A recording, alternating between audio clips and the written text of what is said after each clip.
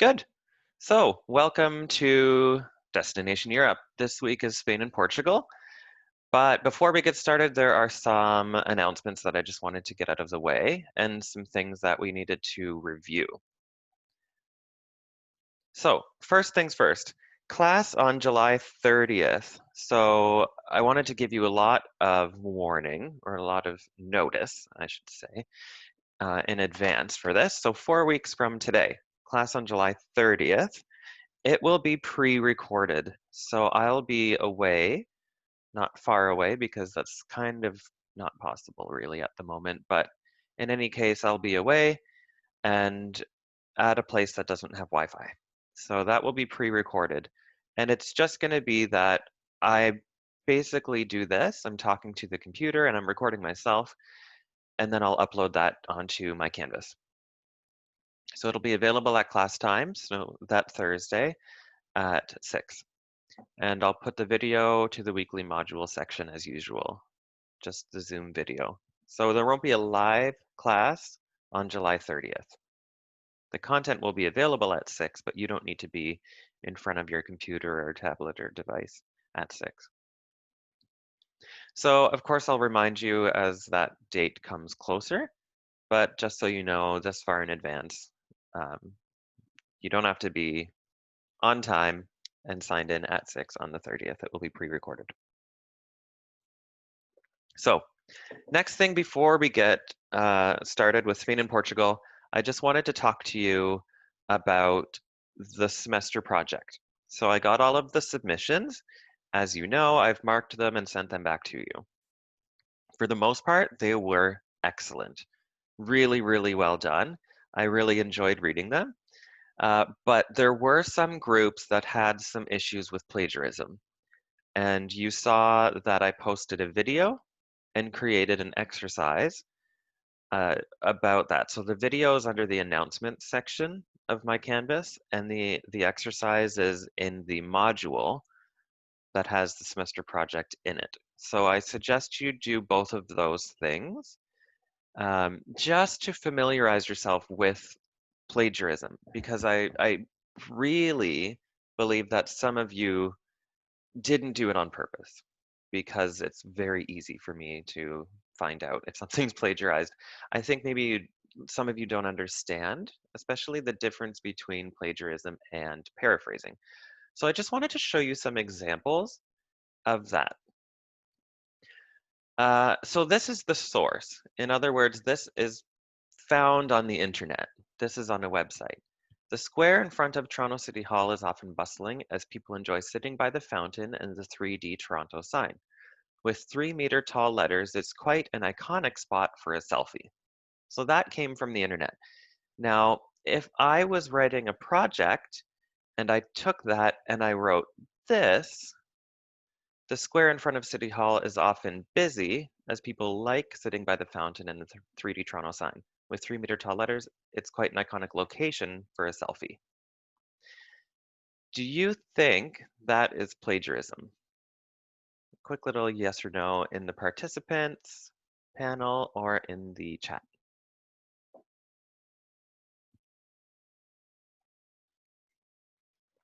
Is that plagiarism?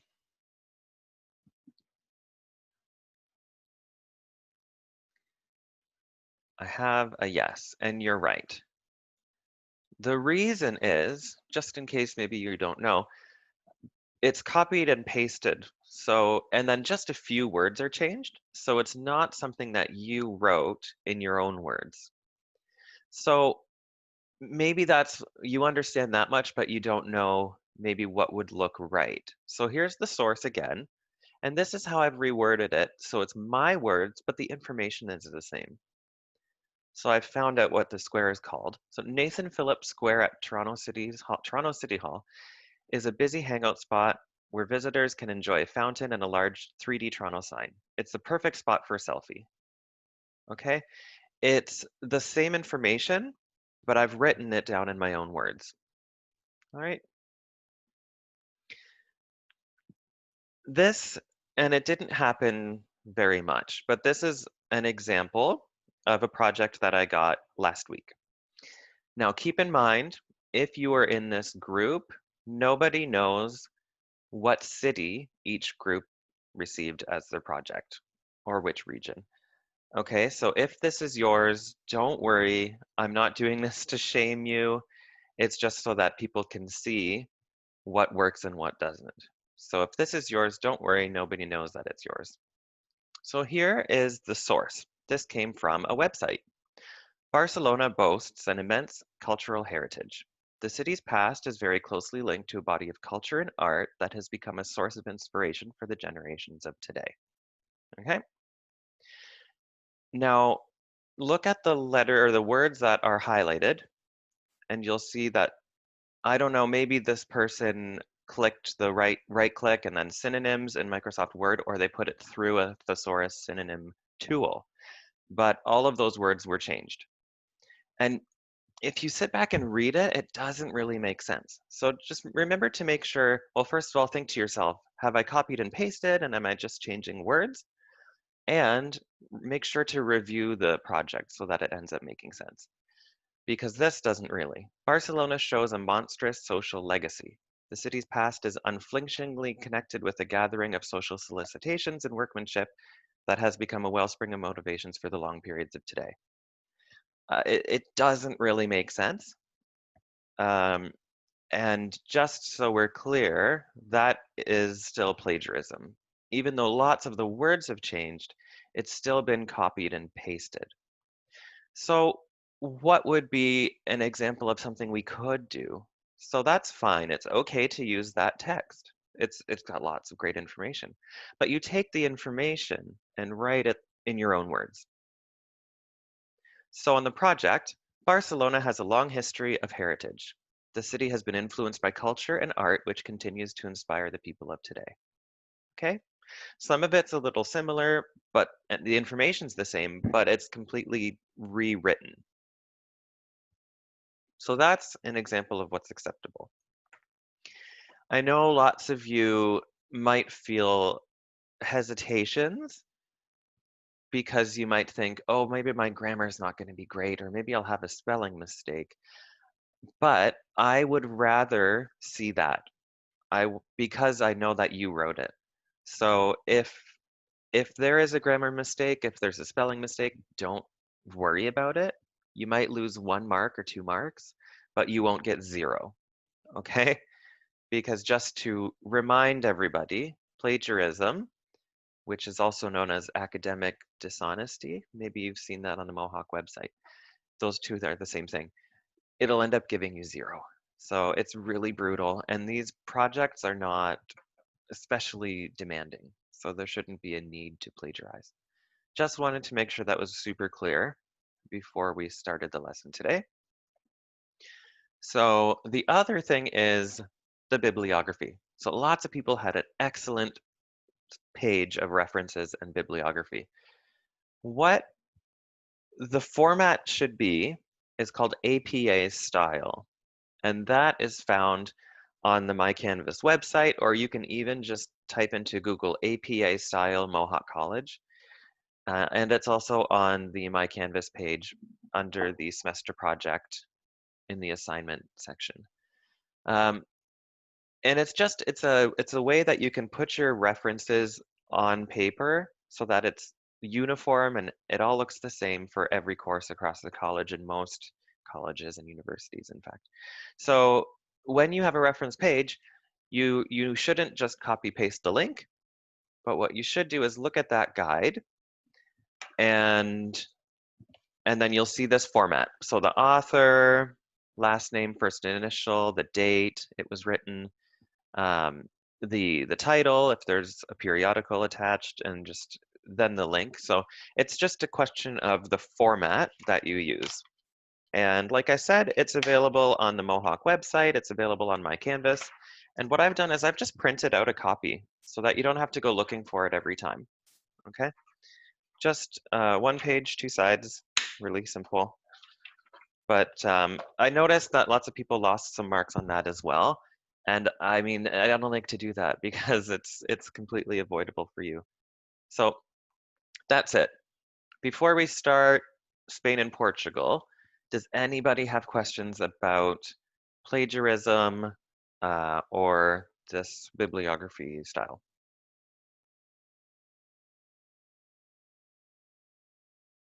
Again, if you feel a little uncomfortable to ask in front of everybody, it's okay. You can email me. Otherwise, I suggest that you watch the video on the announcements about plagiarism. It's a great video on YouTube, and do the exercise, which is in the semester project module on my Canvas. But looks like we're ready to start. Spain and Portugal. Again, I feel like I might say this every week, but this is one of my favorite parts of Europe. It's a beautiful area, and I've been, well, I've been to Spain, I have not been to Portugal. So there will only be 1 week of study that we study a place where I haven't been, and this is not that week, but I'll tell you when we get there. Otherwise, here's Spain and Portugal. This is a map of, if you take this border here, the border between Spain and France, the rest of it is called the Iberian Peninsula. And the Iberian Peninsula is made of Spain and Portugal. It is the farthest southwest point in Europe. And just at the bottom, it's really, really close to Morocco, which is in Africa. We'll talk about that when we talk about Gibraltar, which is labeled here.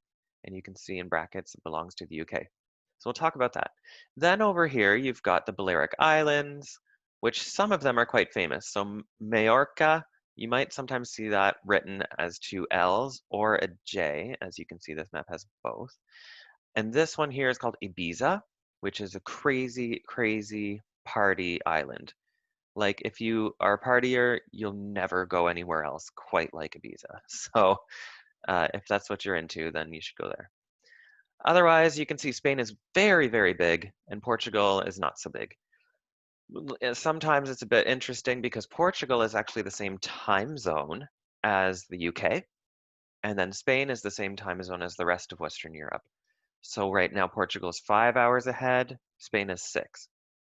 So that's sometimes normal traveling east-west, to go through time zones. But in northern Portugal, it's sort of interesting that you can just go north over the border and you're in a different time zone. And so it's a bit tricky the way that they've done that, but just so you know, that's the time zones. And I think that's it to start with. The rest was in the prep video where I talk about the bodies of water and the flagship carriers. And at the very end of the prep video, I mention a type of accommodation in Spain and in Portugal. It's government run, and it's like you can stay in castles and old heritage homes like that. It's really cool. And the name of those is at the end of the video, and that I'm just going to tell you is a question on the quiz and the module test. So go watch the prep video because I've seen that not many people have so far. So capital of Spain is Madrid, and let's jump right in. So this is the Prado Museum in Madrid, and it was first opened in 1819. And what it is the National Art Gallery. It's one of the world's finest collections of European art from the 12th to the 19th century. And here are some of the numbers. So 7,600 paintings, 1,000 sculptures, 4,800 prints, 8,200 drawings. It's really big, and it's sort of like the National Gallery here in Ottawa. It's government sponsored, so of course it's a beautiful building and it has really rare, famous works of art. So in terms of tourism, lots of people want to go and see these sorts of things. This is one of the most famous, if not the most famous, painting in that museum called The Ladies in Waiting. And what's going on in here is actually really interesting. So you can see the people in the background, or just the people here in the painting. And the subject of the painting is maybe not who you think it is. So here we have the artist of the painting. And then I just want you to look in that mirror as well. So like I said, this is the most famous painting at the Prado. It was painted in 1656 by Diego Velázquez. And look who's in the mirror. So the story goes that the king and queen, they're both in the mirror, and they're the ones sitting for the painting. But the cheeky artist wanted to make a self-portrait. So he painted himself, and from where we're standing, that's where the king and queen were. So they're reflected in the mirror, but really, what the painting is showing is him painting the king and queen, but over here you have all the other people, so the servants, kids, and the dog, and so it's kind of a funny little story that the king and queen are just tiny little things here, but the artist, it's more of a self-portrait of him. So the story behind that painting is kind of fun, and it's one of the more popular or most famous paintings there. Elsewhere in Madrid, you have, like most other European cities, a central square. This is called Plaza Mayor, and this is the central square of Madrid. And like everything in Europe, it's super old. The town square in Madrid, this one here, Plaza Mayor, it dates back to the early 1600s.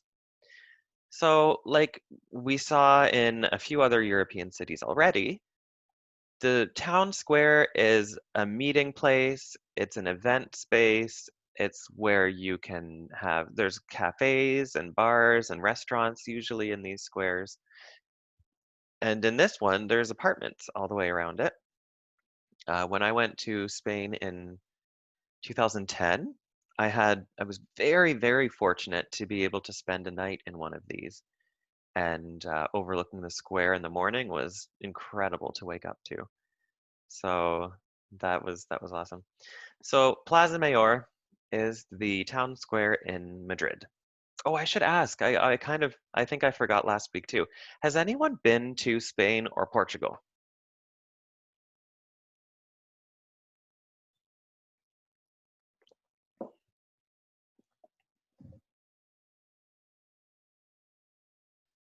Northern Spain. Okay.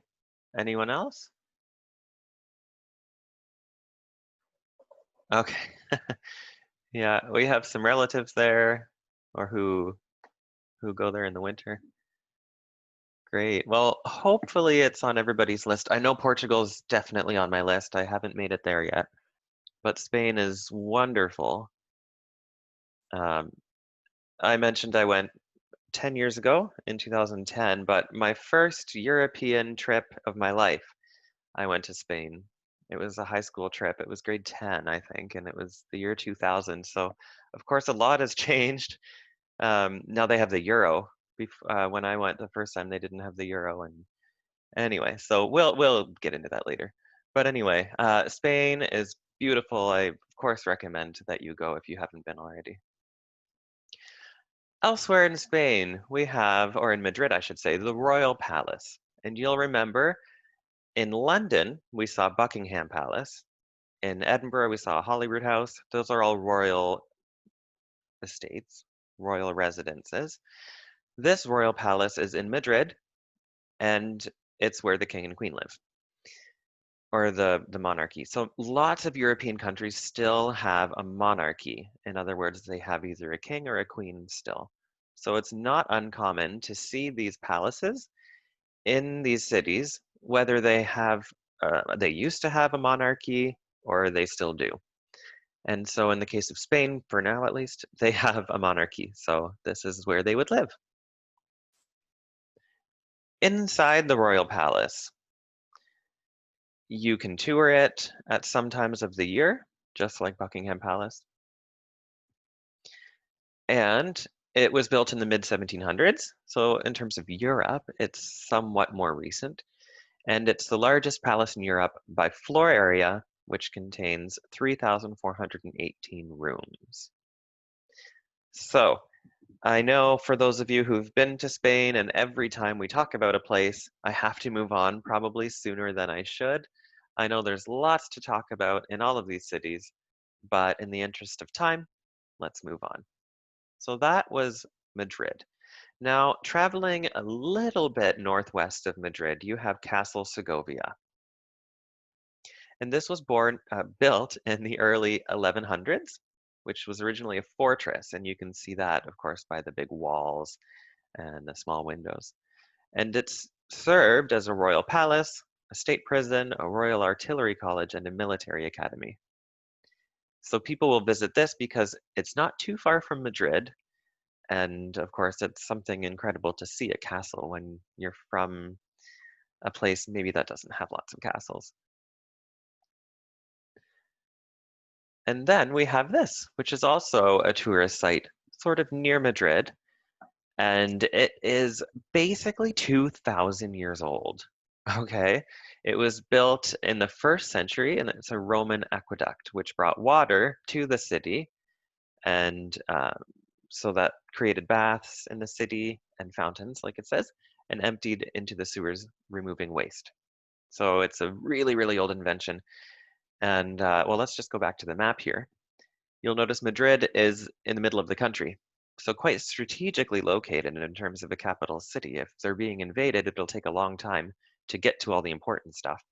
But they had to bring in resources from elsewhere, so that's where that aqueduct came from. So moving on from Madrid, that's where Madrid is, where my mouse is. And Segovia, you can see just a little bit northwest. That's where the castle is that we talked about. But for now, let's go up into the Basque region, which is the coast here along the Bay of Biscay. And that's where you'll find places like San Sebastian. In San Sebastian, this is something important to remember, again, if you end up writing a quiz or perhaps a module test. San Sebastian is a great city to explore the Basque region from. San Sebastian is the biggest city and it's well situated to get to in the Basque region. So you can make that your home base and sort of travel around San Sebastian and explore the Basque region. And then we have Monte Igueldo, which is here. And there's a few ways to see it. So you can take a funicular railway or an incline railway, which is 100 years old to the top. Or if you're more into staying active while you travel, you can take a 30-minute hike to the top. And aside from the view, you think, why would I want to go up to the top of Monte Aguildo? Well, you have the amusement park up there. So of course you can tell it's quite small. But it's something to do. Everything's quite old. It dates back from 1911, and there's 10 attractions only, but they're all old school retro type attractions. So carousel, bumper cars, House of Terror, like a haunted house, and 2 scenic rides. Now, one of them is a very, very rickety roller coaster, and then the other one is a plume ride, which is those water log rides. And so here's a picture of both, and one is a video. And you can ask yourself, would you go on it?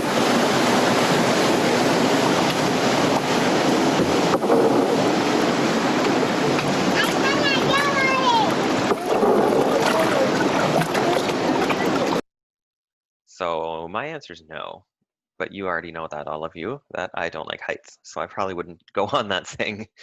But you can see that the roller coaster is the oldest operating steel railway in the world, and the water ride is just a water ride. But those are both in San Sebastian, so something to do there. So also up in northern Spain, a little bit west of San Sebastian, is a city called Bilbao. And this museum is found there. It's very new, relatively speaking. Opened in 1997. It's an art museum called the Guggenheim, and it features permanent and visiting exhibits of works by Spanish and international artists. It's one of the most admired works of contemporary architecture. When you think of modern architecture, this comes to mind, you know, the Sydney Opera House, those sorts of modern wonders in terms of architecture. This is one of those. So Bilbao was, I mean, it was there before, of course, but it wasn't really a huge tourist attraction. But then they put a bunch of money and built this Guggenheim Art Museum, and now people flock there from all around the world. So it's kind of a cool story of how the city became worth visiting almost. So this is where you'd find Pablo Picasso's Guernica. And he drew this, or he made this. If you look closely, you can see that it's not a very happy piece. It was created in response to the bombing in 1937 during the Spanish Civil War. And you can see people suffering. And basically, it shows the horrors of war, but it's sort of become an embodiment of peace at the same time. People look at this and they're remembered. They're reminded how bad war can be. That was the idea from Picasso, and that is in the Guggenheim Museum. So back to the map. Let's look here. That's where San Sebastian was, here. And like I said, if you went a little bit west, you've got Bilbao, and that's where the Guggenheim Museum was. But let's go way over to the east and visit Barcelona. This is one of the bigger cities and more popular ones in terms of tourism. There's a few reasons for that. Number one, you can take a direct flight. I think Air Canada does it, but I'm sure Air Transat does it. Same with Madrid. You can also fly there directly. So Toronto, Barcelona, no connections. And so people tend to travel. They're more comfortable to travel sometimes when there's no connection. So that's Barcelona. Number two is also that lots and lots of cruises leave from Barcelona. So this is beautiful Barcelona. It's a lovely city, right on the water and very tropical. So for example, palm trees. That's how I know I'm on a vacation when I see a palm tree. This is one of the squares in Barcelona called Plaça Real. And if you remember when we studied Paris, there was a street called Champs-Élysées, which is kind of the same as this. The main drag, the main street in Barcelona is called Las Ramblas. And it's 1.2 kilometers long. And it's sort of famous for the same reason the Champs-Élysées is in Paris. And that is there's restaurants and bars and high-end shopping and souvenir shopping, and you can just take a little drink and pastry or a drink and some tapas and people watch, which is one of the most entertaining things to do, of course, when you travel. So Las Ramblas. The other reason it's famous is that at the very end of it, their cruise port is there. So that's where you would take the cruise from. So it's easy to tell your clients how to find the cruise port. You just tell them to go to Las Ramblas and keep walking until they see ships. So that's something too important to remember is Las Ramblas, is the pedestrian road in Barcelona.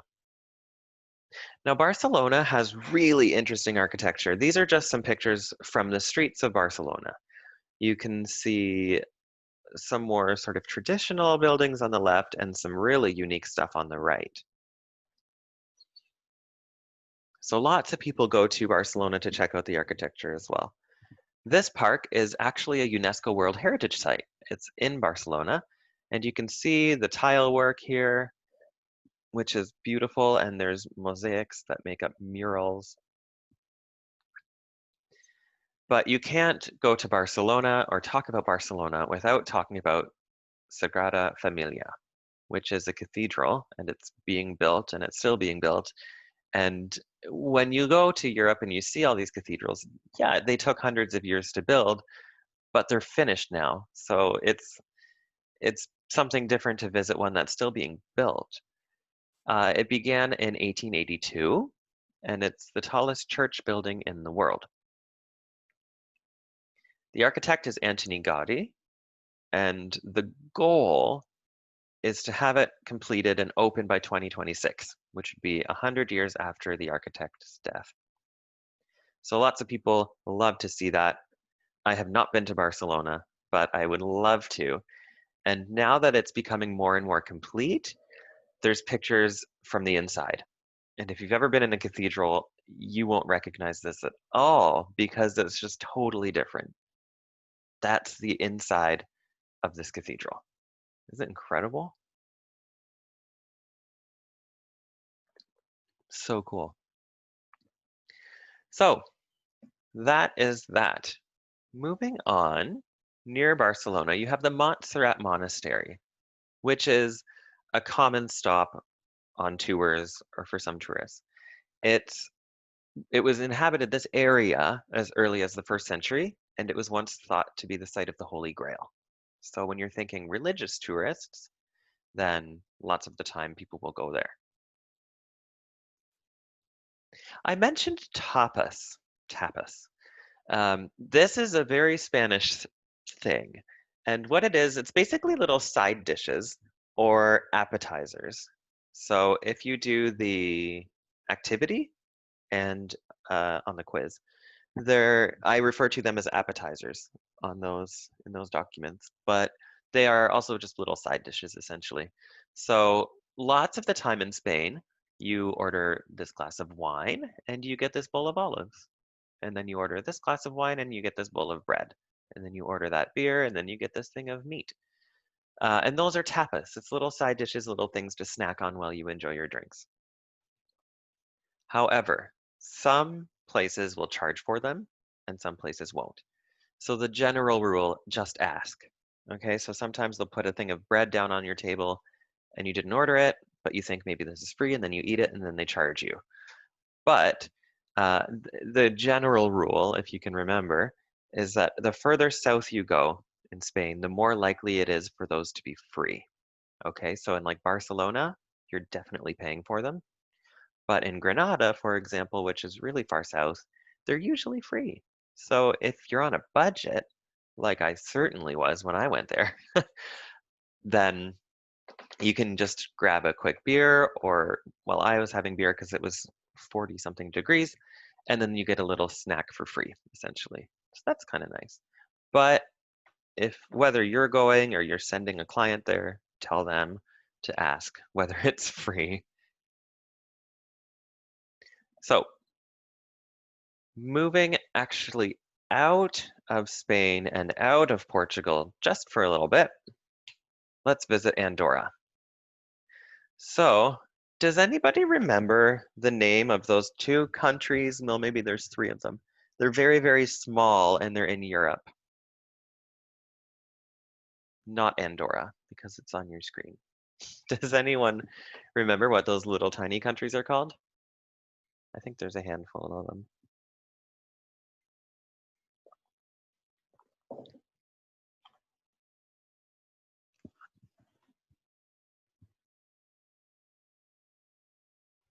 We have the smallest country in the world, which I think was last week we studied that, or Vatican City. Then another small one is Luxembourg, a small one San Marino. Oh, there we go, right when I said it. Well done. There's also Liechtenstein, bunch of little ones that sort of crop up here and there. One of them is Andorra. So I know I showed you the maps of Monaco and Vatican City on top of the map of Hamilton. But to give you reference, Andorra is a little bit bigger. If you remember, Monaco was the size sort of the Hamilton Mountain, right about this big. Vatican City, you could fit more than one of them in Mohawk College. And so this is Andorra. So it's a bit bigger. Excuse me. You can see that it goes over almost to the border of Burlington, south over to Caledonia, almost over to Grimsby. So it's a little bit bigger, but still I think it's less than 500 square kilometers. So Andorra is a prosperous country. In other words, they have lots of money because of the tourism industry, which brings in 10.2 million visitors annually, and it has a status as a tax haven. Oh, there we go, 468 kilometers squared, and the population is 85,000. So when you think of that, 85,000 people in this country and 10 million people visit a year, that equals a lot of tourism dollars. And because Europe is open, it doesn't really have physical borders. Um, I mean, buildings and checkpoints and everything else. People use this as a tax haven. So you can earn money and keep it in Andorra or Luxembourg, for example, usually those smaller countries. And you're spared all of the taxes. So that's quite popular to do in Europe. And sometimes if you live close enough to one of those countries, you can just go over the border and fill up on gas because it's way cheaper. So lots of advantages to being in a tiny place like that.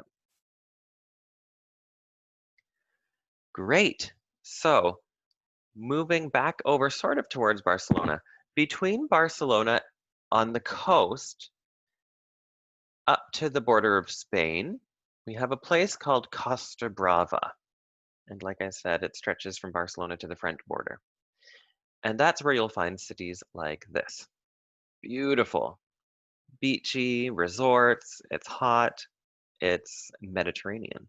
So not the water's going to be nice and warm, more so than when you were over on the Bay of Biscay, because that's the Atlantic and it's a little cooler. So I'm going to show you a building, and I want you to tell me what it is.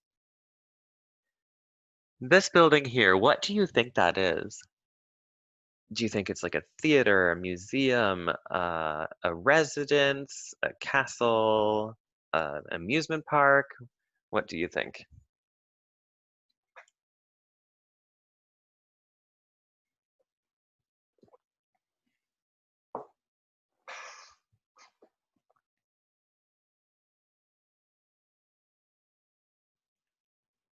It's okay to guess wrong also because it's completely like you wouldn't really know. You can message me privately too. I've had a few of those messages. Humpty Wow, a few people think Humpty Dumpty. True. I didn't think that. Oh, that's hilarious. Yeah, the story goes that Humpty Dumpty was an egg and he fell off the wall and broke, for those of you who might not know. Although the rhyme, I don't think ever mentions the fact that he was an egg. Um, I've got, is it Humpty Dumpty's home? Is it a theater? All right, well, it's another museum. It's Salvador Dali, and if you know who that is, it's an artist. He's an artist. And he created some really weird sort of dreamlike things. If you've ever seen a clock that like melts off the shelf, that's his stuff. Um, and so you can see that the outside of it is just as quirky and unique as the inside. So this is something that he made. He created the apparition of face and fruit dish on a beach.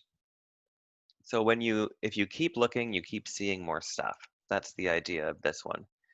So you can see like a face, two dogs, fruits, wine, glass, a woman, a child. But like I say, the more you look, the more you see.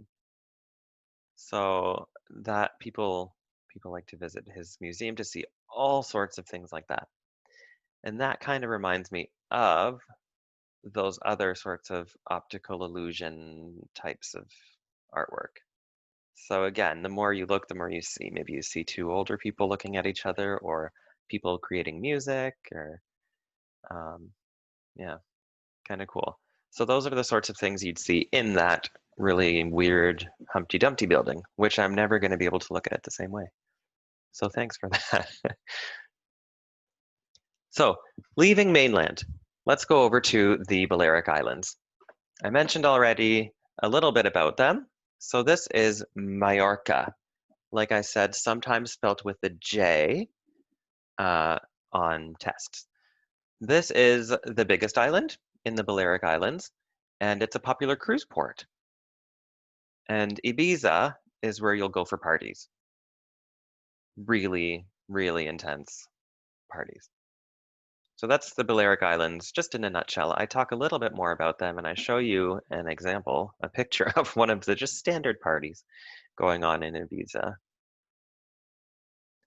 So that's the Balearic Islands, and just around it is the Balearic Sea, which is part of the Mediterranean Sea. Down southeast, we've got the Costa Blanca, and that is the coast along the province of Alicante, which also features a city of the same name, and that's here. And people love it here because it's almost always sunny. It's 3,000 hours of sunshine a year, and that works out to 8 hours of sunshine every day. So it's very sunny, lots of people whether or not we might think it's reasonable, want, as travel agents, they want to guarantee good weather. I don't know how many times I sent people on a trip and they came back and I said, how was your trip? Was it lovely? Oh, it was terrible. It rained for 3 days, which is understandable, but sometimes they thought it was my fault. So there are places you can go where it's more likely that you'll have good weather, and this is one of them. Like Aruba in the Caribbean is also quite sunny. It's not usually affected by the hurricane season and so on, but we're talking about Spain. So Alicante is a beach town, and like it says, 3,000 hours of sunshine a year. So something important to remember.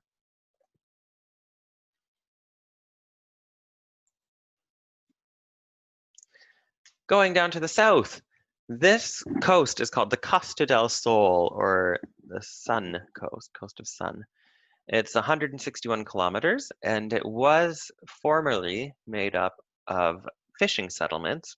But of course, now when you picture the Mediterranean coast and the ideal climate and the beaches, it's become a popular tourist destination. One of the main cities down there is called Torremolinos. And this, I told you a while ago that I'd bring it up again. This is where I first went. This was the city that the hotel was in that we stayed in for most of the trip in Spain in 2000. So a young little Ian in grade 10 or so was exploring Europe. And this was the home base, Torremolinos. So it's a beachy town. It's in the south, easily accessible by Malaga, the city, which has an airport. In Torremolinos, or near it at least, is the Nirja caves. And it's a really big system of caves. You can see that there's pathways and lighting, so it's safe to go around. And it's just, I think, well, I think I've put it in here, 5 kilometers long, almost. And there's some parts that are small, but there's parts that are really big too. So there's this area, which is kind of like an amphitheater, sort of, which is the word for like a performance space that has good acoustics, let's say. So that's an attraction in the south near Torremolinos, near Caves, which once again, I'm probably saying wrong. Nirja. Now let's go inland a tiny little bit. So that was here, Costa del Sol, all here, and Torremolinos is near Malaga. But let's go to Granada. Granada is also the name of a country in the Caribbean, pronounced Grenada, but the city of Granada is in Spain. So sometimes people get those two confused. And in Granada, this is probably my favorite city in Spain, is the Alhambra. And the Alhambra is a fortress. And you can't really tell by this picture, but it's on the top of a mountain. And almost everywhere you go in Granada, you see this massive fortress. And it's incredible. You can go in it, you can tour it. They have beautiful gardens around it. And so that's the Alhambra, and this is Granada. And like I said, it's a fortress built in the mid-14th century by the Moorish rulers of the Emirate of Granada. So what that means is that because they're so close to Africa, and Northern Africa is largely Arabic speaking, especially Morocco. There's some French in there too, of course. But when you think of like Morocco, Egypt is another one where it's largely Arabic speaking. Grenada is in the south of Spain, which is super, super close to Africa. And I'll talk about how close when we talk about Gibraltar, which is in a few minutes. But anyway, lots of influence and sometimes power came into Granada. So Granada switched hands between Arabic influence and Christian influence. So in that same building itself, you have different monuments and different chapels that belong to different religions. So it was built in stages. And one of them, the Moorish, which is the word for the Arabic influence, that religious site, I guess you could call it, within the Alhambra is situated in a certain way so that the sun never hits like directly in and scorches people. But when the Christians came and built theirs, they thought, oh, these people don't know what they're doing. We're going to make one that's exactly north, south, east, west. Perfect. Now it's exactly square and it's exactly lined up. But what they didn't realize is that Granada gets really hot, and so they were scorched. So it's kind of cool. When you go through, you can see all of these different pieces of architecture. Now, Granada being my favorite spot in Spain, I spent about a month there. There's a video of it, so I'll show you that video right now.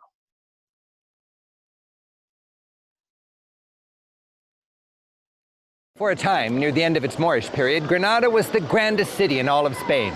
But eventually, with the tumult that came with the change from Muslim to Christian rule, the city lost its power and settled into a long slumber. Today's Granada is a delightful mix of both its Moorish and its Christian past. The Silk Market, or Alcaceria, was originally across the street from the main mosque, so today it stands across from the main church. Filled with precious goods, salt, silver, spices, and silk, it was protected within 10 fortified gates. Today, while a tourist trap housed in a modern reconstruction, this colorful mesh of shopping lanes and overpriced trinkets is fun to explore.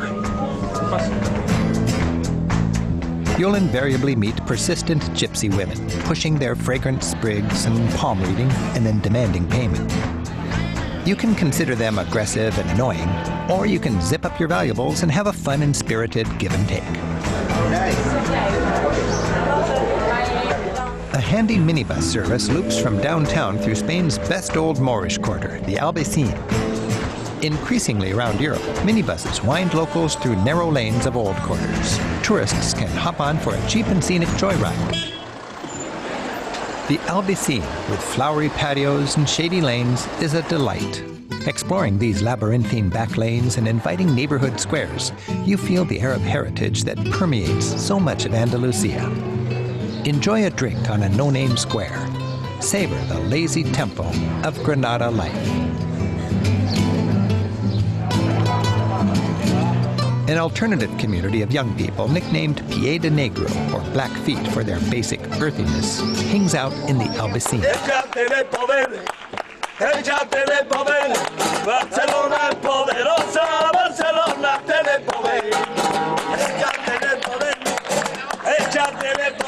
And Granada is home to tens of thousands of gypsies, or Roma people. While their nomadic culture makes traditional employment a challenge, one vocation in which they excel is music. In the evening, in the hilly Sacromonte district, gypsy families entertain tourists with colorful folkloric shows. These intimate concerts are performed in the very caves that once housed Granada's gypsy community.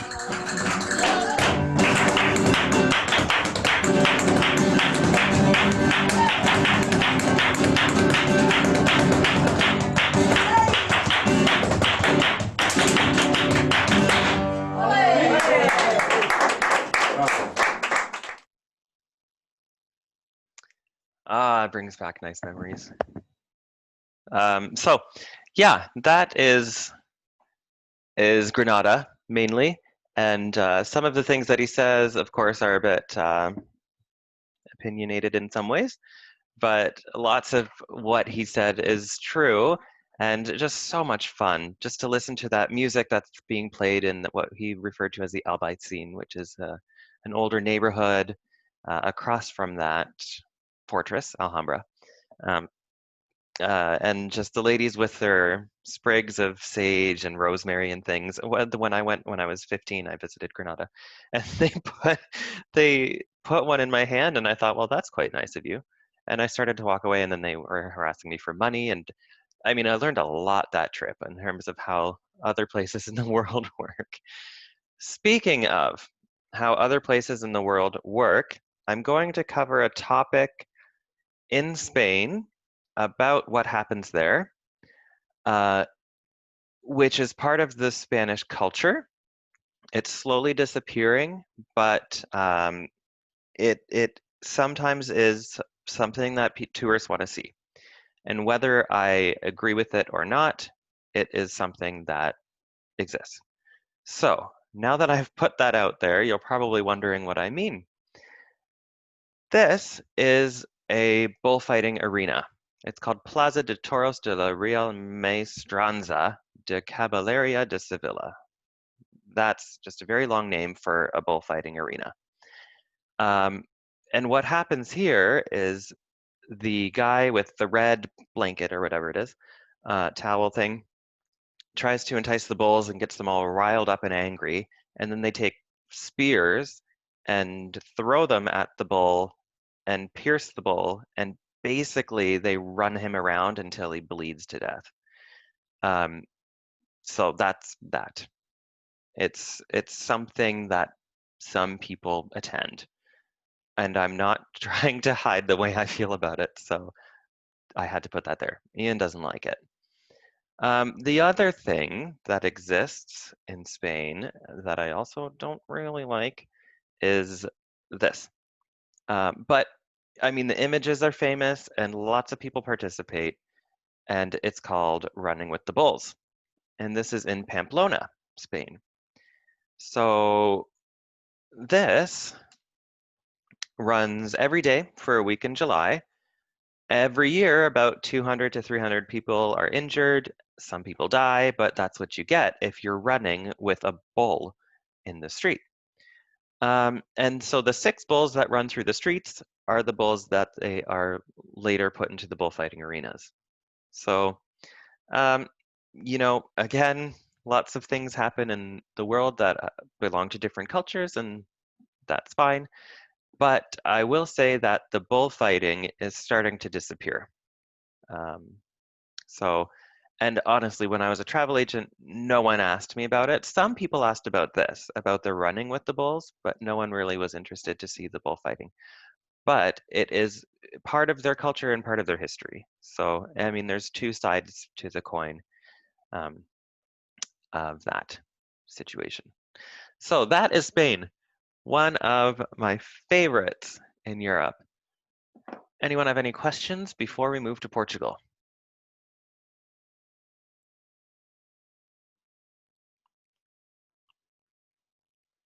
Not for now. Okay, good.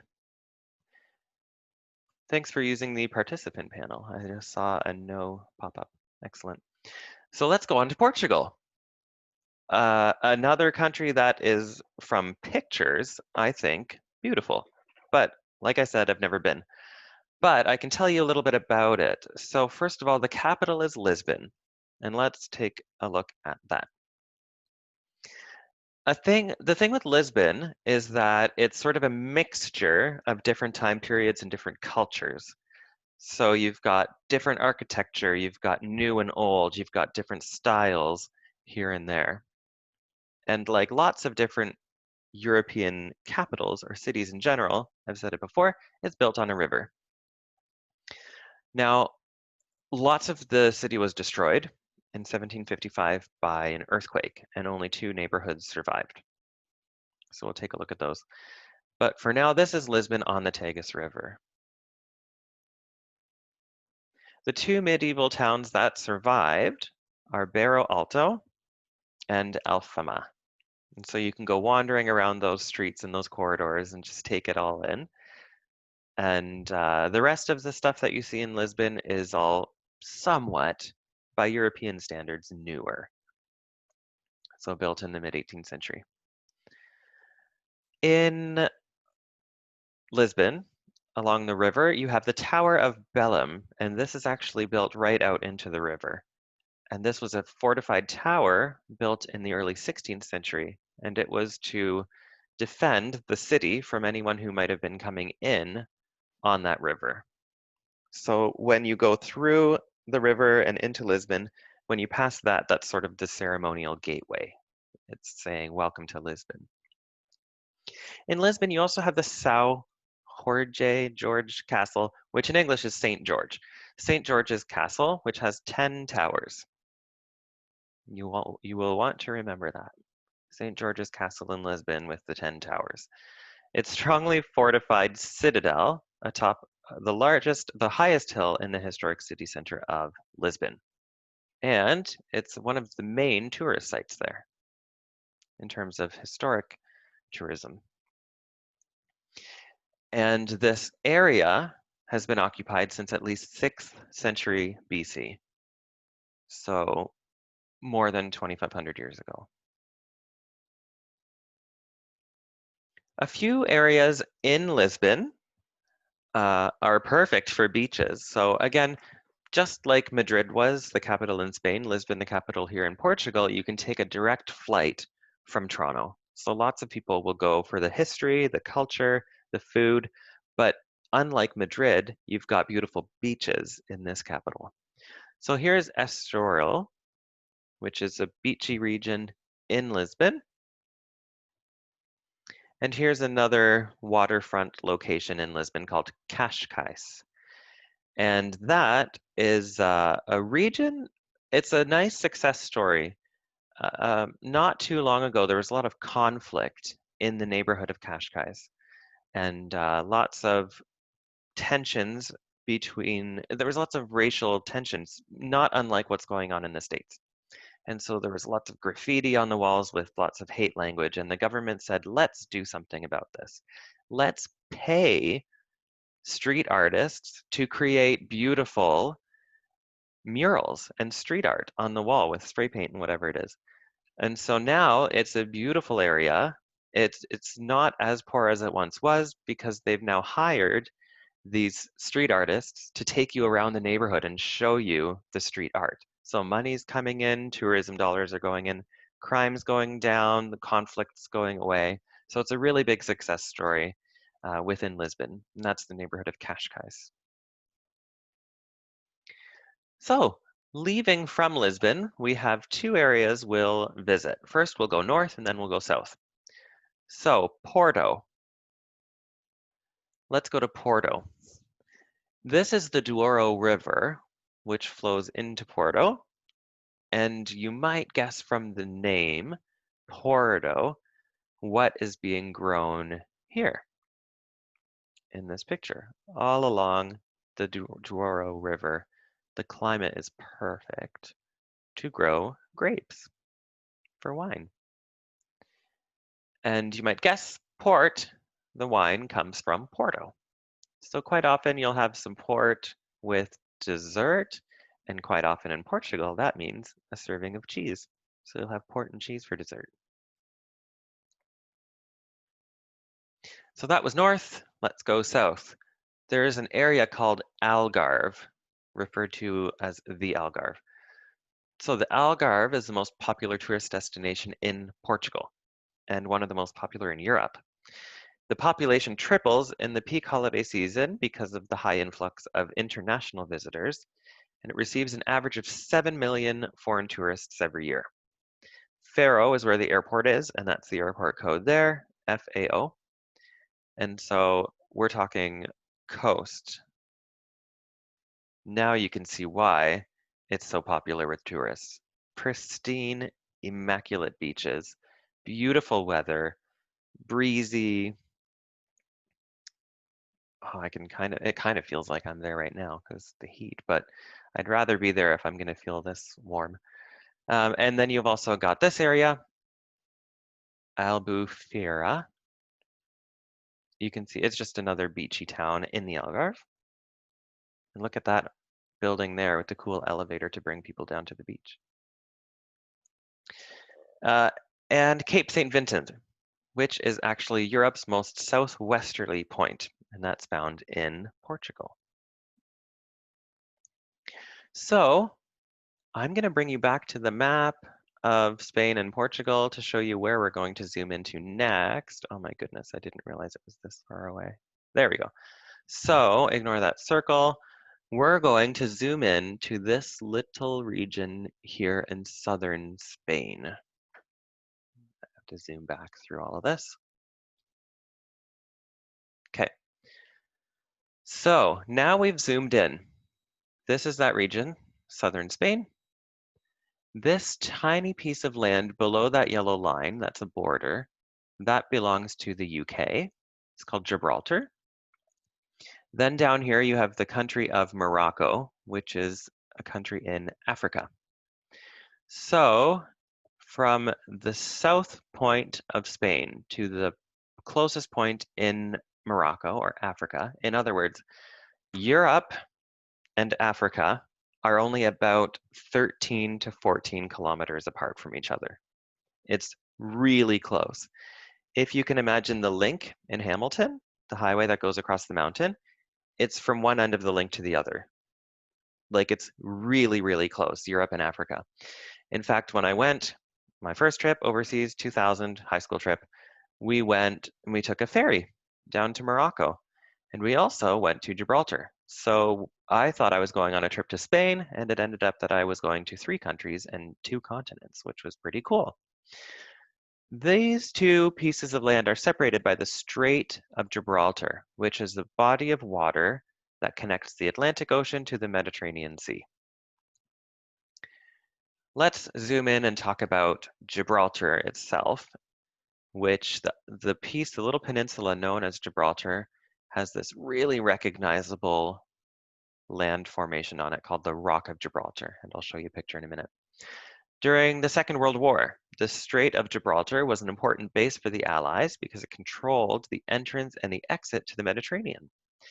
And like I said, it's only 13 kilometers wide, so it was really easy to patrol who was going in and out of the Mediterranean at that point. But let's look at Gibraltar.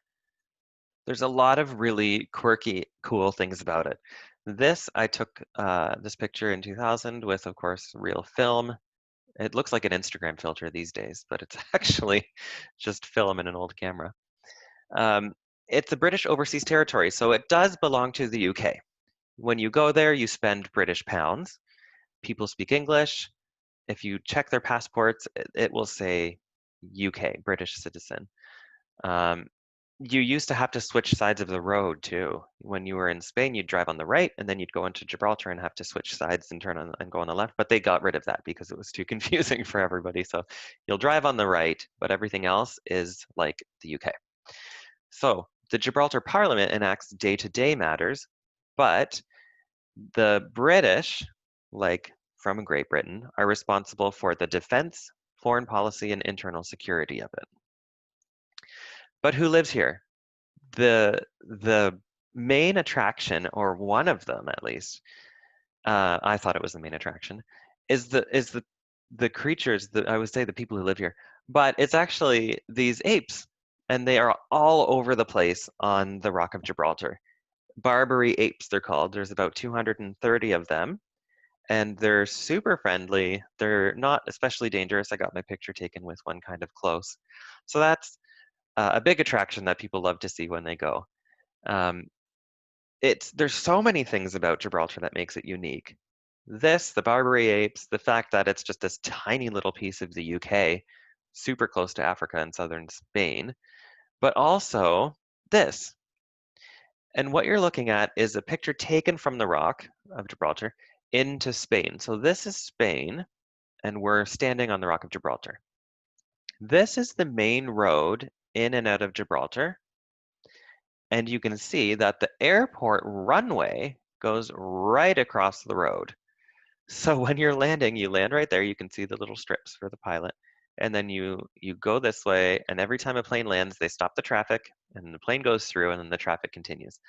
So there's the road, there's the airport runway. It's super unique for lots of different reasons. So if you're ever in southern Spain, easy enough just to pop in and say, I visited the UK when I was in Spain. So we went to Spain, Portugal, and Gibraltar, and Andorra.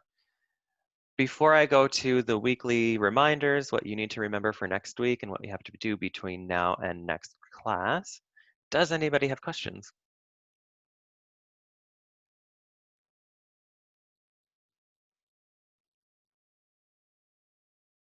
Okay, good. So it looks all good. Let's go on to the reminders. So this week you'll have the quiz, like always, the destination quiz to complete Spain and Portugal quiz on my Canvas. Complete the map work as well on my Canvas.